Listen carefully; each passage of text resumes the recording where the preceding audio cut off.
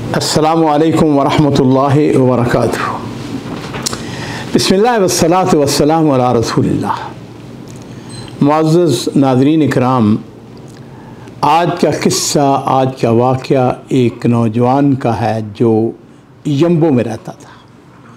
यम्बो मक्का मुकरमा के इलाके में है, साहिल के ऊपर वाक़या है और रियाद से ये कम व बेश 1000 किलोमीटर, बल्कि उससे ज़्यादा ही है तकरीबन। तो बहरहाल वो नौजवान अभी यूनिवर्सिटी में पढ़ता था। उसने बहरहाल अपनी अज़ाफ़ी आमदनी के लिए कुछ थोड़े से पैसे जमा किए, कुछ उधर से लिए, कुछ इधर से लेकर उसने एक 18 उसने ख़रीद ली। अब उसका ये काम था कि भाई फ़ारग़ औक़ात में 18 के ऊपर लोगों का सामान इधर से उधर मुंतकिल करता था। एक दिन ऐसा हुआ कि उसको टेलीफोन आया। उसने कहा कि मेरे पास बकरियां हैं जो मैंने यम्बो से ख़रीदी हैं और इनको रियाद लेके जाना है। उसने कहा ठीक है, मैं ले जाता हूँ। उसने पूछा कितने पैसे हैं?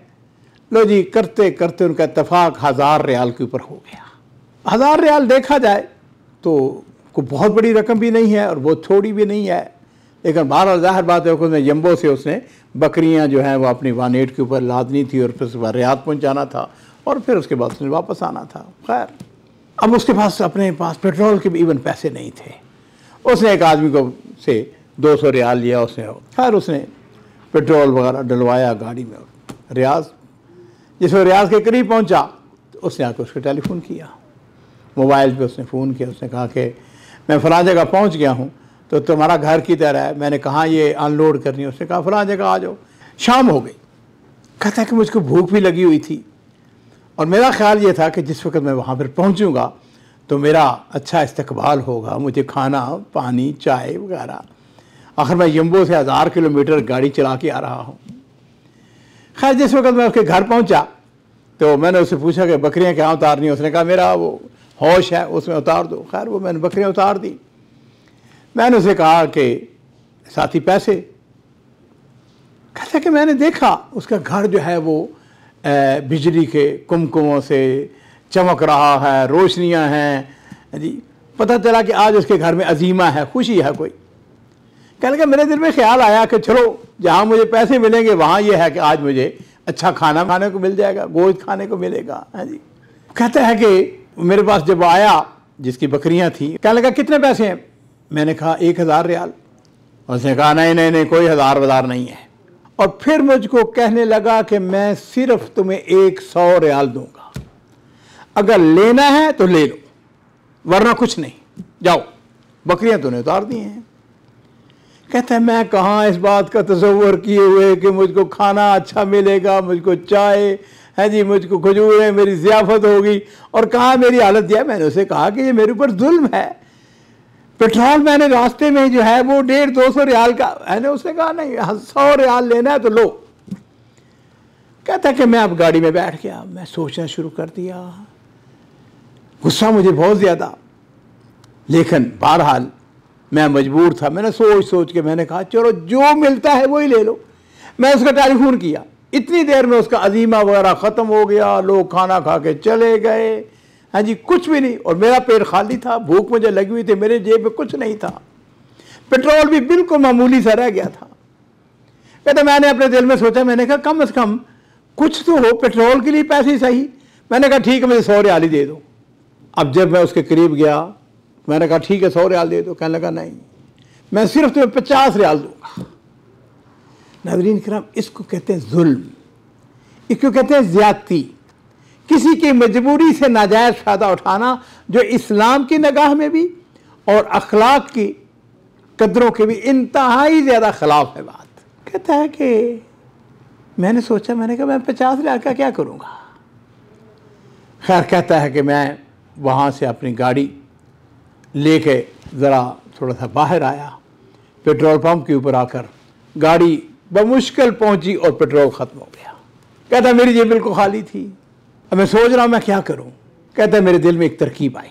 मैंने जो पेट्रोल पंप वाले थे उनको बुलाया। मैंने कहा ऐसा है कि मेरी तबीयत ठीक नहीं है, तो ऐसा करें एम्बुलेंस बनाएं, हॉस्पिटल वालों से कहें। मेरे दिल में ख्याल आया कि हॉस्पिटल में दाखिल हो जाऊँगा, वो कम से कम मेरा कुछ इलाज करेंगे, कोई खाने के लिए कुछ देंगे, मेरा तो पेट खाली है, भूख मुझे सख्त लगी हुई है।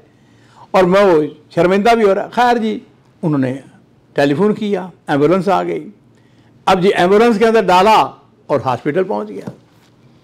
हॉस्पिटल वाले जो हैं उन्होंने उसको कहा कि भाई हम तुम्हारा वो एग्जामिन करते हैं, तुम्हारा ब्लड लेते हैं, ब्लड टेस्ट करते हैं, तुम्हें क्या प्रॉब्लम है। उसने कहा मुझे कुछ नहीं है, मुझे सिर्फ भूख लगी हुई है, मुझे खाने के लिए कुछ चाहिए। उतनी देर में एक सऊदी डॉक्टर था, एक बहुत बड़ी फैमिली है, सुबेई फैमिली, बहुत बड़ी ऊंची फैमिली है। उस फैमिली से उस डॉक्टर का ताल्लुक था।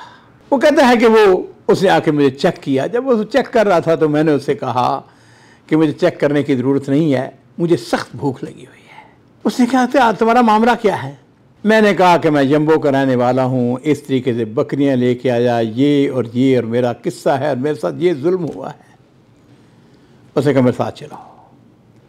उसने मुझे अपनी गाड़ी में बिठाया, वहाँ उस पेट्रोल पंप पे जहाँ पे मेरी गाड़ी खड़ी थी वहाँ लेके आया और उसने अपनी जेब में हाथ डाला और मुझको 1100 रियाल निकाल के दिए। मुझे कहने लगा कि ये मेरी तरफ से है। मैंने उससे कहा नहीं ये उसने कहा नहीं, ऐसा है कि जो जाके आराम से खाना खाओ, पेट्रोल डालो और वापस अपने वतन वापस जाओ, अच्छी यादें लेके जाओ। कहता मैंने उससे कहा तेरी मेहरबानी, मुझे अपना टेलीफोन नंबर तो दे दो। उसने कहा कोई हर्ज नहीं है। नाज़रीन इकराम, एहसान इसको कहते हैं, मोहसिन इसको कहते हैं। वो उसको नहीं जानता, ये उसको नहीं जानता। इत्तफाकन हॉस्पिटल के अंदर मुलाकात हुई है। आपको ताज्जुब होगा कि उस शख्स ने जानबूझ के उसको टेलीफोन गलत दिया। वो अपने आप को छुपाना चाहता था। ये नेकी जो उसने साथ की वो छुपा के करना चाहता था। उसने उसको टेलीफोन नंबर जो है एक आध नंबर आगे पीछे कर दिया, फिनिश। उसने टेलीफोन किए तो टेलीफोन जो है वो लग ही नहीं रहा। अब उसने खाना खाया, पेट्रोल डलवाया और यम्बो की तरफ चल छोड़ा। रास्ते के अंदर कहता है कि मुझे उस शख्स का रवैया, इस डॉक्टर के लिए मैं जहां दुआएं कर रहा हूं वहां उसके लिए बददुआएं कर रहा हूं। कहता है मैं वापस आ गया, वक्त गुजरते, हाँ जी, देर नहीं लगती। मैंने अल्हम्दुलिल्लाह अपनी ग्रेजुएशन मुकम्मल कर ली, मुझको एक बहुत अच्छा जॉब मिल गया।